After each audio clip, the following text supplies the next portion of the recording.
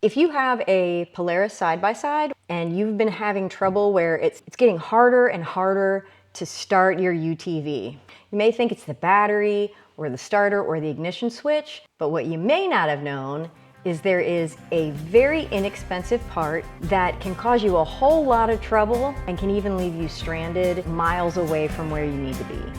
You push on the brake, turn the ignition.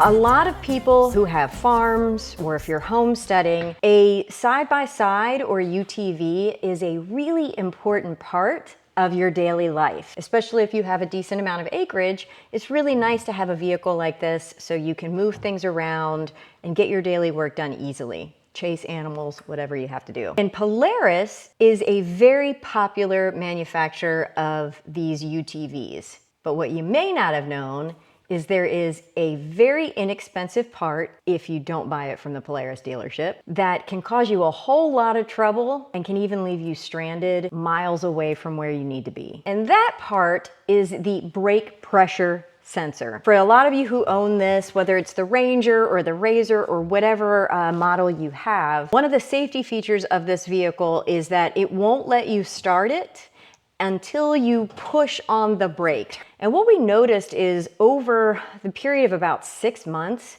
it was just getting harder and harder to start. You'd come in, you'd put your foot on the brake, you'd go to start it, and it might not start. Try it again, and it would start. So I initially thought that we were having a problem with the battery. So we started putting the battery on the trickle charger every night. That didn't really seem to help. Maybe a little bit, but not a lot. So we thought we were gonna have to buy a new battery. And then my husband was using the Ranger the other day, and he got stuck out in the field, but he was able to get it started again. When he got stranded, he was thinking it was the starter or the ignition switch. And after talking to a friend who has experience working with small engines, his suggestion was the brake pedal pressure sensor. So we did a lot of research on it, and it turns out that this little part right here apparently goes out so much. And if you buy the manufacturer, the OEM part, or you go to the Polaris dealership to get one of these, this is gonna cost you over $100. If you get this on Amazon, you can get these for anywhere between $10 to $30. Some of them come with the extra washers, which might be beneficial to you. I can't remember what the part number is right offhand, so I'm gonna post it right here on the video so you can see what the part number is. We have a 2021, I keep wanting to say Ford Ranger. We have a 2021 Polaris Ranger 1000. You may have the same part number, but I would double check year, make, and model so that you can make sure you get the right part. But it's super easy to change. It's gonna take 10 minutes probably to change it out. It's gonna be a little longer because I'm gonna videotape it for you, but it'll save you a lot of money. Even if you don't feel like you're mechanically inclined, this really isn't that difficult. It's probably, I would say, a 2 out of 10 on the difficulty scale. And then probably later on down the road, I'm gonna find a permanent fix for this so we don't have to keep replacing this. Oh, and the last thing I wanna mention, if your vehicle is still under warranty, do this at your own risk, because changing out a part like this may void your warranty, and if that's more important to you, take it to the dealership. So let's go ahead and get this fixed. Just so you get a better idea of what we're doing, I'm gonna go ahead and take this front plate off so you can see back behind here. So I was gonna do this with a ratchet, but they're a little bit deep set, so I'm gonna go ahead and do this with the drill so I can make quick work of getting these out. And this is a T40. And now the camera can go up in here a little bit better. All right, so I want to point out a few things to you. So here you've got 2 brake lines. This goes in here. The electronic pops off here, and then this is your brake fluid reservoir. The thing is, when you take this off, you are opening up your brake lines, and that is going to get air in your brake lines. Once you replace this, you need to make sure that you don't use it for 12 to 24 hours, and the last thing you're going to do is this here, your reservoir, you're going to crack the lid on this to let any air escape that might be in there.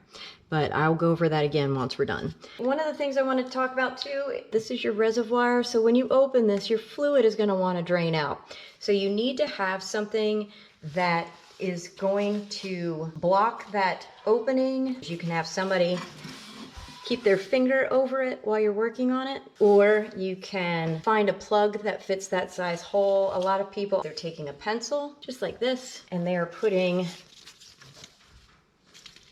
a glove on, putting the pencil into one of the fingers like that, and then you'll just put this in here to block the hole. Do the eraser end, obviously. If you do the lead end, you're gonna end up with a hole in your glove and then it's not gonna block anything. You also want to make sure that you're not gonna get any dirt into the line, so it's good to come in here with a toothbrush, or if you have a wire brush, you can do that too, and just clean as much dirt off as you can. The first thing we're gonna do is unhook the electronic connector. Kind of keep this to the side. And now we're gonna undo this. I'm gonna hold these brake lines so they don't twist with it. Now that I can loosen it by hand, I'm gonna get this ready. And why I don't have my gloves on. Okay. I'm putting gloves on now because I just don't want to get the brake fluid all over. So I'm going to hold that up and I'm going to put this in to keep the liquid from draining. Now, when you buy this part, some of them come with extra washers, which isn't a bad idea to replace your washers each time, or to have them in case you drop it and lose it. Here's the new part with the first washer on here. And I'm going to slide that back through. And then I'm going to put the last washer back on.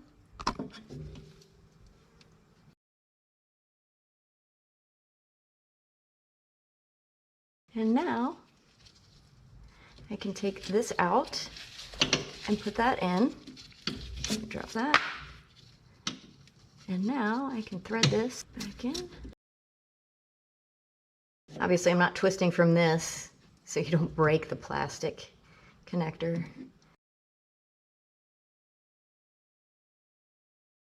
You don't want to over tighten it, and I don't have a torque wrench right now because I can't seem to find it. I just want to go slightly past hand tight. Feels about right to me. And the last thing you're going to do is put the connector back on.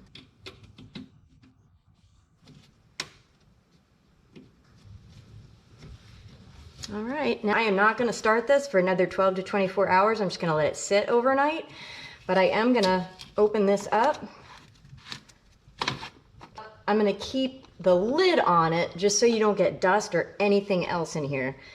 But what you want is the air is going to rise to the top, and you're going to wait till all the air that has entered by opening this exits, and then we're going to come back tomorrow and start it and show you how it works. All right, so we changed out the brake pressure switch, and we're going to go ahead and start this up. Voila. All right, so now that we fixed that, you definitely want to make sure to check. Oh, hey there, Miss Thing.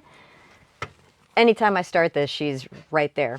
The things you do want to make sure you double check are the battery, the starter, and the ignition switch, because it could be any of those. It just so happened that it was this. And the reason why I knew it wasn't the battery is I did end up changing out the battery to a lithium battery. And if you're interested in doing that, I'm going to do probably a short video on how to change that out. I'm also going to do a video on doing your own oil changes on these. And like I said earlier, at some point I am going to do a push button ignition or a push button start. So once I get that all done and figure out how I'm going to do the wiring, I will do a video on that, and that way you can circumvent having to push the brake to start it, and you won't need to replace this switch ever again. And be sure to check out more videos on Tater Town. And don't forget to hit that like button and subscribe so you can see more videos that will help you do those things you never thought you could.